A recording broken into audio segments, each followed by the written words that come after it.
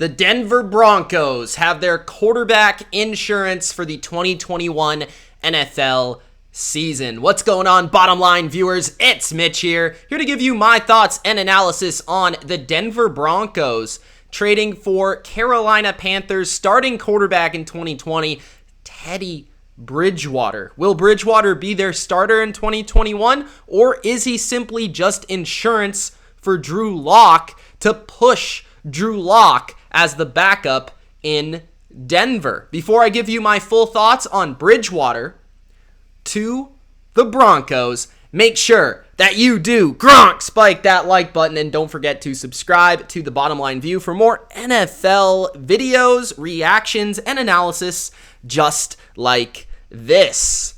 Teddy Bridgewater is a quarterback that has done it all, seen it all, and just about been everywhere, and highly respected in the NFL. Kind of feel bad for the guy in certain instances because of the injury that derailed his career. He had a new opportunity with the Saints, showed off, showed out, was able to get a new starting job with Carolina, did not make the most of it in Carolina, but still, in terms of his reputation, hasn't taken a hit at all. Teddy Bridgewater is an A-class teammate, A-class quarterback, leader, and guy that you want in that locker room. No matter if he's got it as a starter, long-term franchise guy, or if he's simply just a backup. The way I look at Teddy Bridgewater for the Denver Broncos, which, by the way, this trade was for a 2021, this season, 6th round draft pick, a 191st overall, right? That's 8 selections before when Tom Brady went in the draft, by the way. So Teddy Bridgewater is a guy that I don't look at as a franchise quarterback. And I don't see him also as a backup. Like, I see Teddy Bridgewater somewhere within the 25th and 32nd best quarterback in the league. But that would mean he is a starting caliber quarterback, okay? That would mean he can go and he can play for your team and should play for a team in the NFL. Now, here's the thing. There are going to be 5 quarterbacks drafted in the first round this year, most likely, right? And of those 5 quarterbacks, at least 3 of them will be starters, the top 3 picks, and then maybe 1 or 2 of them may have the opportunity to start elsewhere. So, with the NFL and the way that they change quarterbacks, it's more about the flavor of the month, flavor of the week, and flavor of the time, right? It's not necessarily who are the 32 best guys. Because if you're focusing on one season, as opposed to the future, as opposed to the grand scope, right? So Teddy Bridgewater is a guy that the NFL looks at as he's a borderline starter, high-end backup. And those type of guys typically go place to place, team to team, a lot like Fitzpatrick, right? Ryan Fitzpatrick, Fitzmagic, baby, right? So those kind of guys will always have a job in the NFL, especially a lot of them, like Bridgewater, like Fitzpatrick, have good reps as teammates.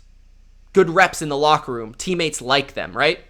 So those kind of guys will always have a job. But the question is, will Bridgewater ever be a franchise guy again?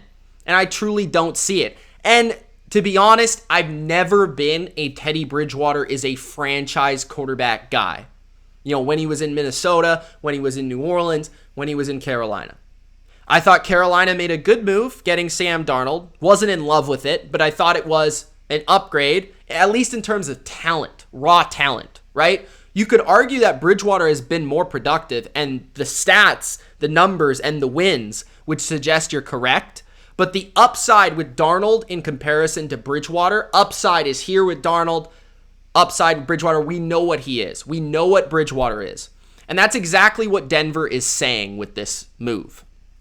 Denver, in my opinion, sees Bridgewater as a fallback option, as somebody that will be great for Drew Lock, as somebody that will be able to motivate Drew Lock, get him to play his best, at least at the beginning of the year, push him through training camp, help him, mentor him, right? Maybe allow Drew Lock to grow mentally as a quarterback, where is his biggest deficiency.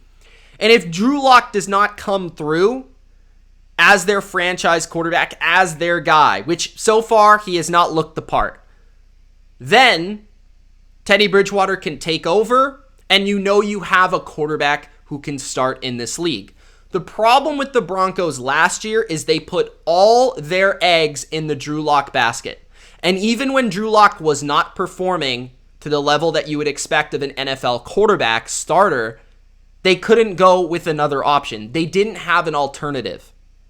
Now with this move, just a 6th round pick, which I think is an absolute steal.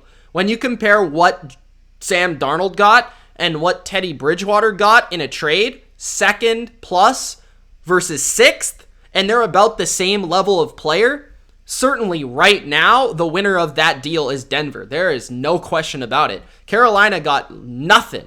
Now, the also here is that, according to Adam Schefter, the Broncos will be paying only $3 million to Teddy Bridgewater this year, while Carolina will be paying $7 million because of their long-term contract they signed just last offseason. Teddy was taken over for Cam in Carolina. They thought he was the answer. I never saw him more as a bridge option, right? So, basically, to sum it up, Teddy Bridgewater is a player that I think, in a pinch, can start in the NFL. Would I look at him as a guy that can be my long-term solution? Absolutely not. He has not proven to me he has the physical ability nor the track record to suggest that he is a long-term solution. But he has things you like. He is accurate. Of course, he's good in the locker room, good leader. I think he can run an offense well. He'll give you the baseline of an offense, but he's not going to deliver outside of system, outside of structure.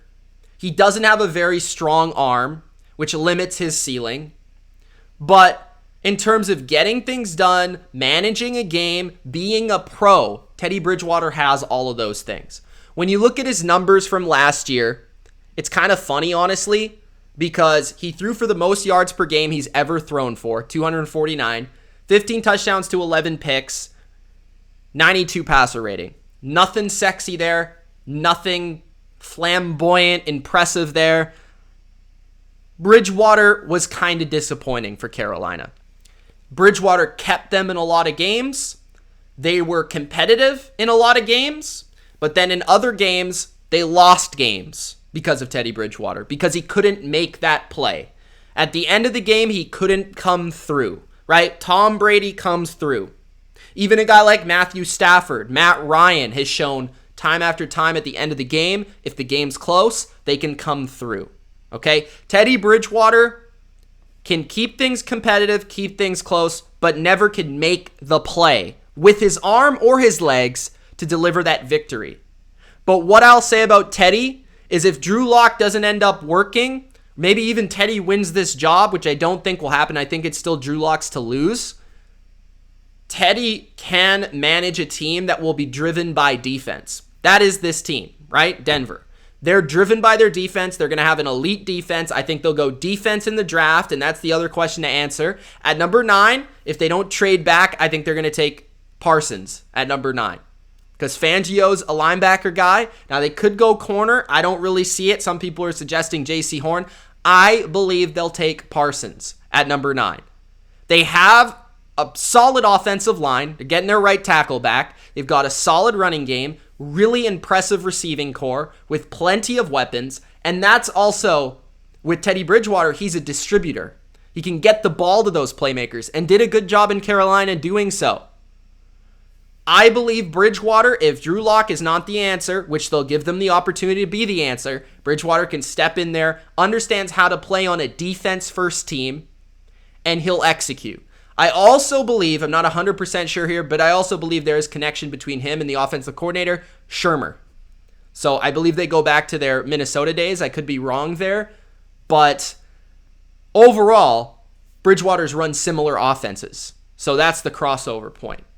So I like this move for Denver because I think it gives them a fallback. It gives them insurance at quarterback, and it gives them a pro to come in there and play and give them an opportunity to win games this year, right now, if Drew Lock is not the guy.